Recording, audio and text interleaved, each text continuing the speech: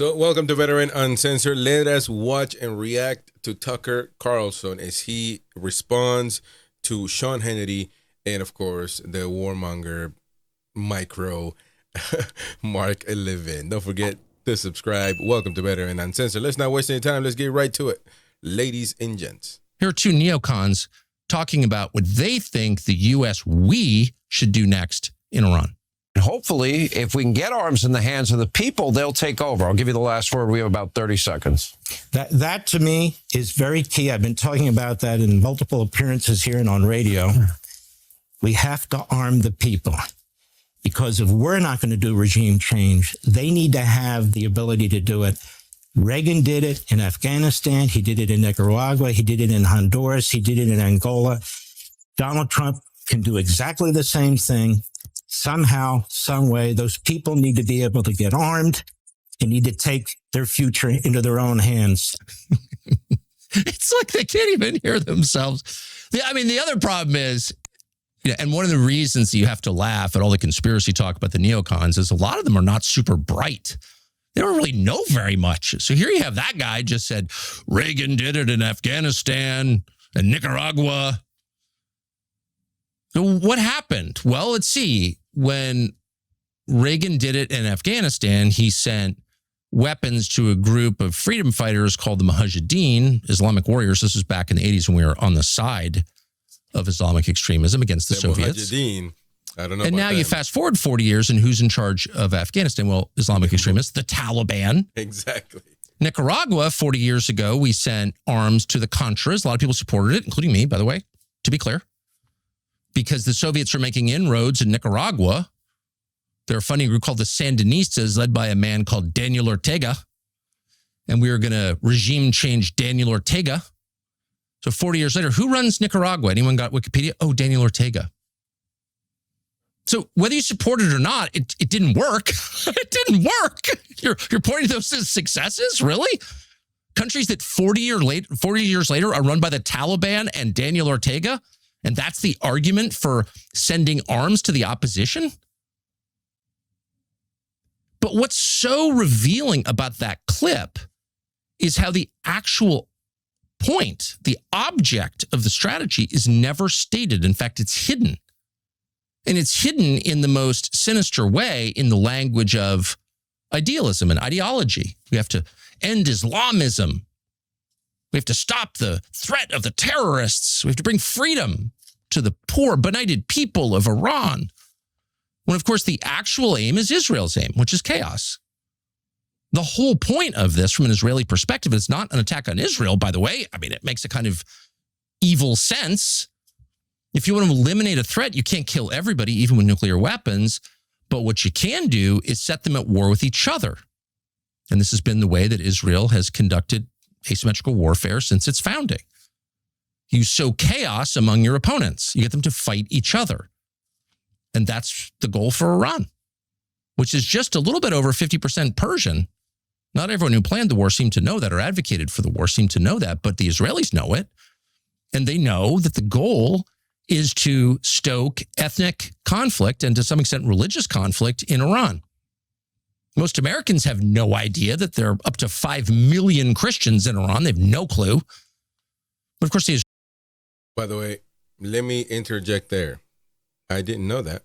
If that's a fact what Tucker is saying, we don't care about them, do we? And it's unfortunate. We should. We should be worried about bombing the crap out of them. Shouldn't we? It's a Christian country.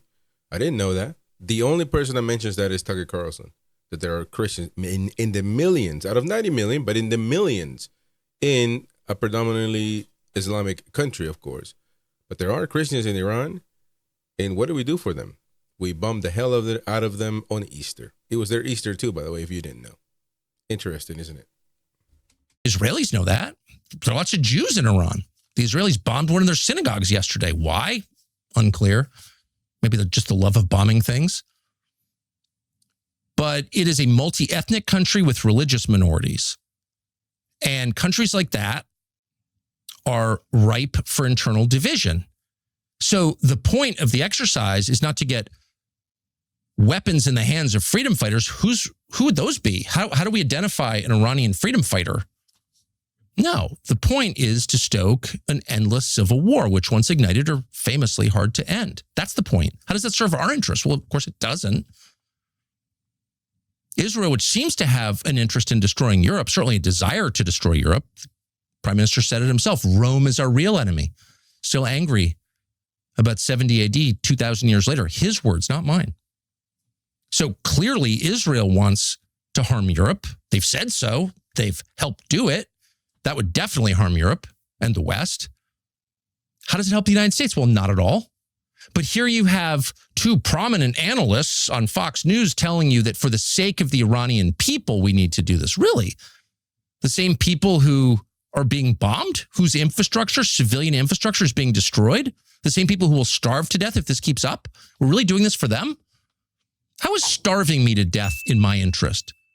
Are you really trying to help me? No, of course not.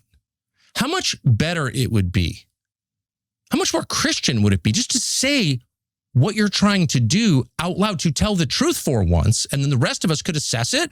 We could argue against it on good faith terms. We could probably even accept it, even if we disagreed with it, if we knew what it was. But you never know what it is. With liars, with people who are committed to saying whatever it takes to get their goal achieved without explaining what the goal is. So that mode of communication, of operation, that whole worldview is totally corrosive to our country. It is totally immoral. Lying is bad. And because lying is now the currency of government, thanks to people like the people you just saw on the screen, some of us have lost track of this. So you can't accept anything the government says at face value. You have to parse every statement. Well, maybe this means that, or it's a bank shot intended to achieve this. You have no clue. That is so bad for your society. And it's not only that. I mean, Trump is deranged. He has gone against the Pope. He has gone against the church. He has even depicted himself as Jesus Christ. So things are not going well because right now, I mean, Tucker ended up saying something, about along the lines of a change of president isn't enough. And he is right. It doesn't matter. The system is already there. These people like Mark Levin, like Sean Hannity, that pretty much run media companies. They do. I mean, Levin is used basically. He doesn't run anything, but Sean Hannity has influence, and especially with this president. But there are other people around him, and it's not going to change just because you change Trump or the president, whoever the president is. And Trump knows he's done this clearly because he can't get reelected again. If he could, trust me, he would have never bombed Iran because this is so unpopular. Nobody would have ever voted for him. It's just the bottom line. But now it's so crazy what Trump is doing. He is so off his mind. He's deranged. Look at himself. This is not AI. This is true. Look at it. He's literally putting himself as Jesus Christ there. And this is insanity. This is just beyond belief what he's doing. And not only that, he's going against the Pope as well. He's going against the Pope, and the Pope has responded to him. Listen, I mean, he said Pope Leo is weak on crime, terrible for foreign policy. He talks about fear of the Trump administration, but doesn't mention the fear that the Catholic Church and all other Christian organizations had during COVID when they were arresting priests, ministers, and everybody else. So, and he continues to go on and on.